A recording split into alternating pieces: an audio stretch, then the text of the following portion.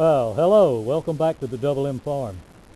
Wanted to give you a little quick update, kind of a part two to my review, covering a couple of things that I meant to mention for any possible new owners or purchasers of this machine. Forgot to mention these on my first review, and I think they're worth mentioning. They're fairly important. First of all, about the greasing of this machine. There are flat grease fittings, if we can see them here on camera.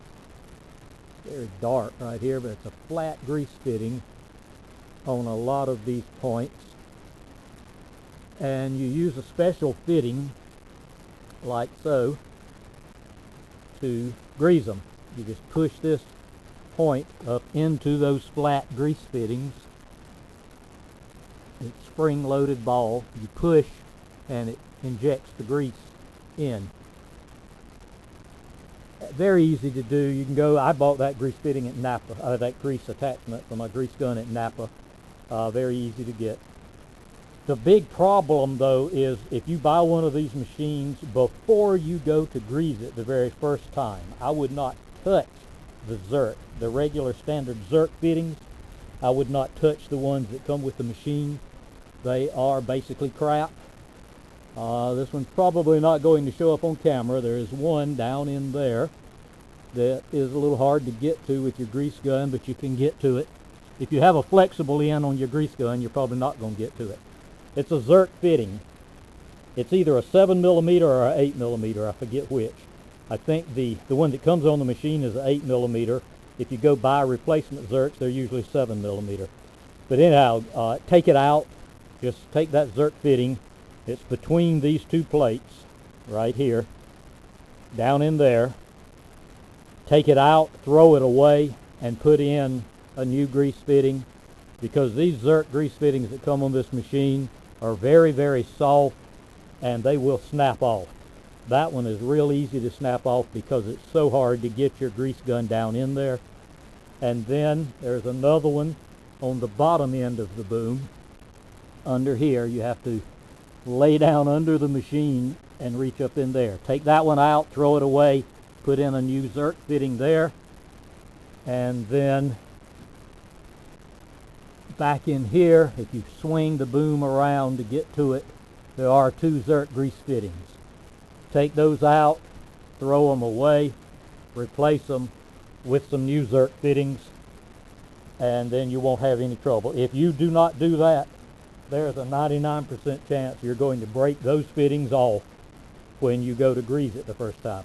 It's just soft metal. It's crap metal on those Zerk fittings. I don't know where they get them, but it's not very good metal. So I would definitely do that before I ever attempted to grease it the very first time. Another thing that you'll run into, or at least I have, is on these controls. Very minor thing, but it's aggravating. These knobs thread on. You can just screw them off, and they will come loose. If you're like me, I use a pretty firm grip. When you're operating those controls, they will come loose and start turning on you. So put a little thread, take each one of these off, screw them off, put a little thread lock on them, and screw them back on, and you won't have any trouble.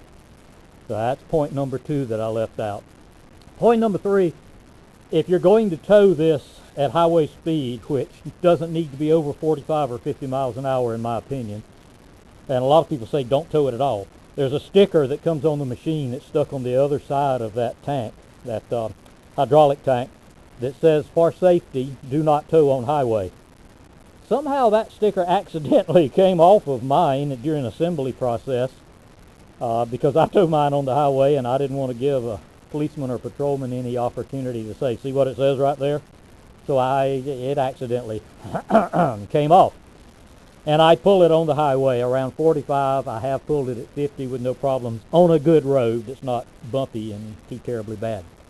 But when you're pulling it, either take that seat off or put a bungee strap on it. Because as you're going down the road, it will start doing that from the wind. It will spin around in the wind. And I didn't lose this one, but I feel like in a very good gust of wind at 45 to 50 miles an hour, it may come completely off. So you may want to bungee strap it or just take it off and throw it in the truck if you're pulling it on the highway. Someone asked to clarify this problem down here, so I'm going to see if I can get a little better view of it for you. That's that fill plug for the hydraulic tank that the O-ring does not seat because this tube is only threaded about that far, so the plug will not screw all the way down. Apparently on my other video it was so shaded someone asked they couldn't see it very well. So rather than try to rethread that and risk getting metal down into your tank, I'm just going to add some O-rings. I got to remember to take this one off and carry it to the store with me to get the right size. I believe 2, possibly 3. I think 2 more O-rings slid on there, then I can tighten it down, and that will stop that hydraulic fluid from running out when the machine is tipped back. So I believe those were the only things I left off. There's a model number on the back of this hydraulic oil filter, back here on the back side on mine. I guess it depends on where it stops when you tighten it. And I've heard some people say that those numbers fade out. So before you operate it too much, you may want to write that model number down. You can order them through Harbor Freight to replace it when you need to. But I feel like that you could probably get that filter locally at a parts place. But you may want to write that number down because it will fade and disappear over time. What else? I think that was pretty much everything that I missed on the first review. When you are towing it and you have your locking pins in, the locking pin here for the bucket and the locking pin down in this hole for the boom, and then this which swings over and locks onto this. Remember to take them out before you go to move it the first time. For some reason I forgot to take this one loose and tried to lower the boom, and it bent this slightly. And you want to know how tough this metal is. I took a sledgehammer and tried to tap it back straight and couldn't budge it. So it's made out of pretty decent stuff. It's not as soft and cheap as you think. The hydraulics were strong enough to put a slight bend in it. It may not even show up on camera. It's not bent that much, not enough to keep me from using it. But just for aesthetics, I tried to hammer it back and couldn't. So, so it's pretty strong stuff. And then remember to fold this back over this way when you're operating it. If you leave it like that and you go to raise the boom up, this is going to hit and bend again. This will bump into here. So remember when you're operating it to fold it back that way. What else? Didn't say anything about the pivot pin. Some people have had a lot of concerns about these pivot pins that go down in here breaking.